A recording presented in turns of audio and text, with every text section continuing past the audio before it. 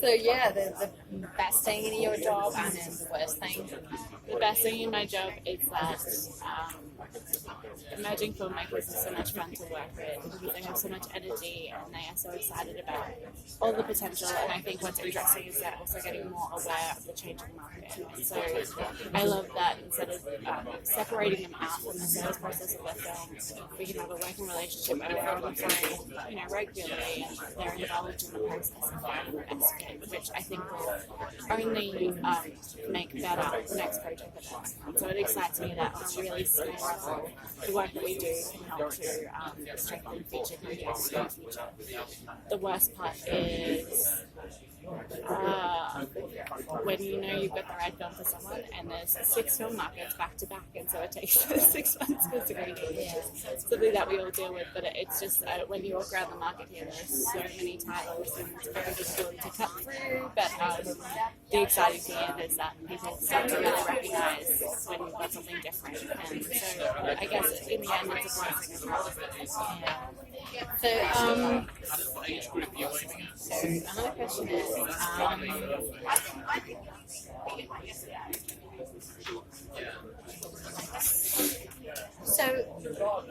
about the subjects, about the subject of like your movies and plots, topics. So what's your criteria,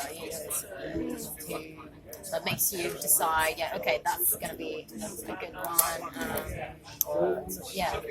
I was talking about this recently. The thing that I find the most compelling is not a specific subject or a specific type of film, but it's the authenticity of the experience.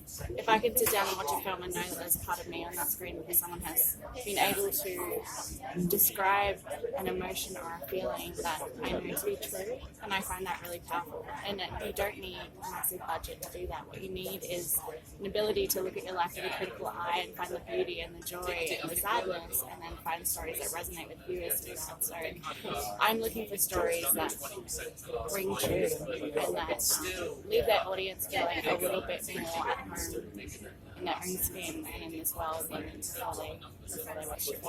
That's really interesting perspective. So more like, what if the story tells a story? I know there's a bit redundant, but absolutely. And I mean, the other interesting thing about the films that I'm representing right now is all of them star or writers and directors, so they had to step into that role on their own. So they've drawn from their life experience and then they're mirroring it back on the screen. And there's something about that process that I think has brought a really raw and organic story out of that. So it's all of them have just resonated with me in my own life, as a viewer, and that's the other thing that lets me know that it's the one that I want. If I'm thinking about it the next morning, not from a sales perspective, but from a viewing and an experiential perspective, then I know that that's something that I want to.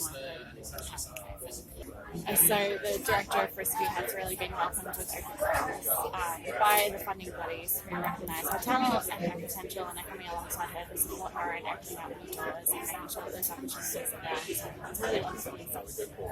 There's 3 films that I'm actively working on within the international space. One film is by an Australian director-writer called Gloria Pickering. The film's being released throughout the US and it will come out in Australia and New Zealand later this year and the UK later this year. And it's already been optioned to be developed into a TV series, which is exciting. It was a $5,000 feature.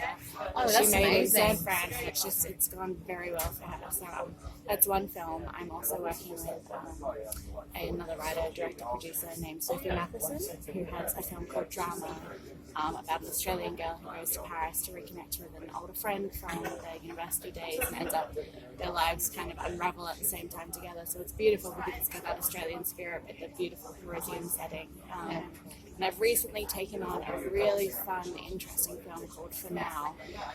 It's co-directed by a real-life couple who wrote a treatment based on their real-life experiences as an Australian couple living in LA, and they take a road trip through Northern California, and the female's brother comes along, and it's it's great because it's improvisational and it's so true to life. So they're playing characters that are just left to centre of themselves, and it's really fascinating to watch.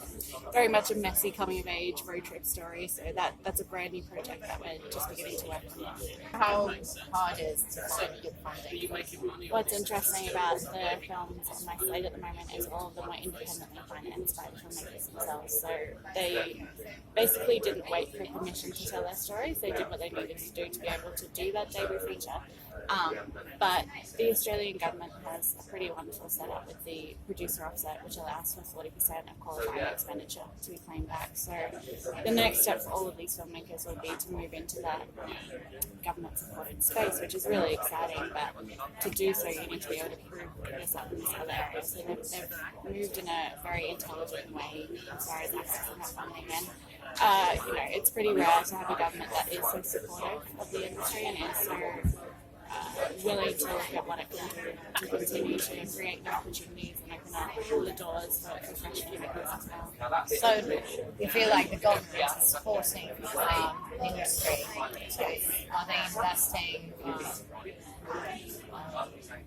that sector? Yeah, again, Frisky is a great example. It hasn't even been released in Australia yet, and already the government, the state body is standing next to that filmmaker and supporting her in the next steps that she needs to take. So sometimes that is financially, and sometimes that is in the relational equity that they bring to the table. But it's been really wonderful to watch the support that she has received on the back of that.